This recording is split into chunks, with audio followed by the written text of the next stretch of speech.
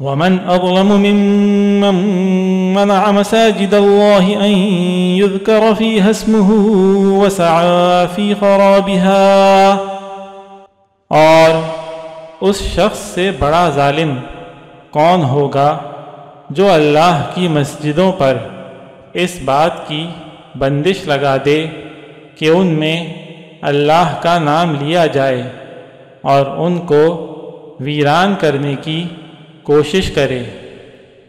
اولئک